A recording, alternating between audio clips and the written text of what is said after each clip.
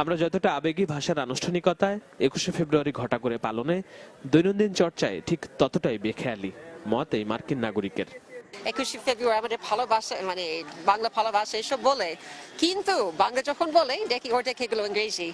আমার ওয়াইফের সাথে আমি গেছি একটু লেকে আসছি, আমার ফ্রেন্ডের সাথে একটু একটু রাইস খাবো, আমি দেখি কি ওই শব্দগুলো নাই বাংলায়, এরকমই করতেছেন কেন? আমার খুবই বাজে লাগে। আমি দেখি অন্য দেশে আমি যাই, এরা সুন্দর করে ওদের ভাষা বলে, আমি ফ্রেঞ্চ যখন বলবো ফ্রেঞ্চ বলবো, ইংরেজি যখন বলবো ইংরেজি, কিন্তু সব মিক্সড খিচুড়ি করে একটু আমার জন্য খুব বিশ্রী লাগে। দীর্ঘ আলাপে একটু ইংরেজি শব্দ আসেনি এই মার্কিন নাগরিকের মুখে। আমি ভাবছি যে আমি একজন ফরেনারের সাথে কথা বলছি, ওই জন্য একজন আমার ফরেনারের সাথে, এই যে একটা বিদেশীর সাথে একটাও ভিনদেশী শব্দ ব্যবহার করছে না, এজন্য আমাকে সে দুঃখিত বলতে বলছে। আমি খুব আনুষ্ঠানিকভাবে দুঃখ প্রকাশ করছি। এই দুঃখ প্রকাশ যে আমরা কজন করি সেটাও নিশ্চয়ই ভাবির প্রশ্ন, তাই কি না? এই যে আন্ডারস্ট্যান্ডিং, হাসির ছলেই নিষ্কৃতি পাওয়া গেল তার কাছ থেকে।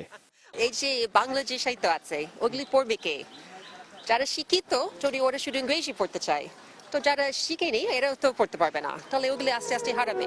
আমি দাম দিয়ে একটু একটু করে মায়ের ভাষার মধ্যে ভিন্ন ভাষার শব্দকে যে ইচ্ছা অনিচ্ছায় ঢুকিয়ে দিচ্ছি আমরা, আর আমাদের মুখে মায়ের মুখ থেকে শেখা শব্দ সম্ভারও যে একটু একটু করে কমে যাচ্ছে, সে লজ্জা কোথায় রাখি? কিনেছি বাংলা। শাহেদ আলম, চ্যানেল 24, ঢাকা।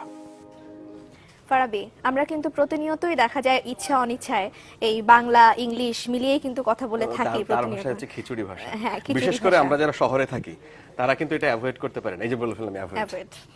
আমার কাছে আরেকটা ইন্টারেস্টিং খবর আছে, আবার ইন্টারেস্টিং, সরি আমি দুঃখিত।